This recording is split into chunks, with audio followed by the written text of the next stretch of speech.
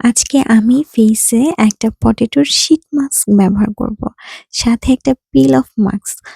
তো পুরো রুটিনটা আপনাদের সাথে শেয়ার করছি। অবশ্যই সাথে থাকবেন। ওই যে দেখেন আমার মেয়ে ঘুম এসে পড়েছে আর এর জন্যই এখন আমার হচ্ছে স্কিন কেয়ারটা এখন করতে পারছি। সো আমি ১ম এ হচ্ছে চুলের একটা ক্যাপসুল নিয়ে নিবো, সিরাম ক্যাপসুল। এটা হচ্ছে আমি পুরো চুলে হালকা করে লাগিয়ে নিবো। আমি এটা শাওয়ারের পরেও লাগাই। আর হচ্ছে ভুলে গেলে তখন হচ্ছে ঘুমের আগে লাগাই। আর চুলটা একটু যেহেতু মাসাজ করা ভালো, স্কাল্পটা একটু মাসাজ করে তারপর আমি একটা বেনি করে নিয়েছি। রাতে শোয়ার সময় আমি মাস্ট বেনি করি। আর এখন হচ্ছে আমি শুরু করছি স্কিন কেয়ার। তো ১ম এ আমি হট ক্লিনজিং জেলটা নিয়ে নিয়েছি। এটা দিয়ে আমি আজকে খুব ভালোভাবে আমার ফেসটা মাসাজ করে নিব। কারণ বেশ কিছুদিন যাবৎ আমি একেবারেই স্কিন কেয়ার করতে পারিনি। এরজন্য আজকে একটু ভালোভাবেই করার চেষ্টা করছি। সো এভাবে মাসাজ করার পর আমি হচ্ছে একটা ভেজা স্পঞ্জ দিয়ে মুখটা ক্লিন করে নেব। আর এভাবে মাসাজ করে দেখবেন আপনার অনেক রিল্যাক্স লাগবে। শুধু স্কিন না আপনার নিজেরও অনেক ভালো লাগবে। এজন্য আমি এই ব্যাপারগুলো ঘুমের আগে করি। এতে করে না ঘুমটাও ভালো হয়। আর এরপরেই হচ্ছে আমি একটু ফেস ওয়াশ দিয়ে মুখটা ধুয়ে নিব। আর এই পর্যায়ে আমার মেয়ে ঘুম থেকে উঠে গেছে। আবার তাকে ফিডার দিয়ে শান্ত করে ঘুম পাড়িয়ে আবার হচ্ছে শুরু করতে হয়েছে।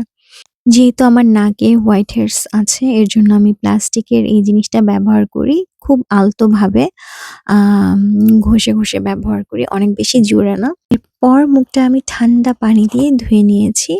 আর হচ্ছে এখন আমি Innisfree-র এই পিল অফ মাস্কটা ব্যবহার করব। এটা হচ্ছে আম যাদের পোর আছে তাদের জন্য অনেক ভালো একটা সলিউশন। পোর ক্লিনজিং করে দিবে একদম। খুব ভালো। আর এটা হচ্ছে একদম শুকিয়ে গেলে তারপর এটাকে ঠিক এভাবে উম টেনে তুলতে হয়। ধুয়ে ফেলতে হবে না। অবশ্যই টেনে তুলতে হবে। এর জন্য এটা পিল অফ মাস্ক। আর হচ্ছে এই পর্যায়ে একটু ব্যথা লাগতে পারে। কিন্তু এইটা আসলে অতটা ব্যথা না। জাস্ট আমার যে গালের অংশটা আর হচ্ছে চোখের সাইডটাতে একটু হচ্ছে আ ব্যথা লেগেছে। অত বেশি না। তারপর এটা ভালো। এর আগে একটা ব্যবহার করেছিলাম। ওইটা তো তুলতে গিয়ে একদম মানে কান্না করে দিব অবস্থা।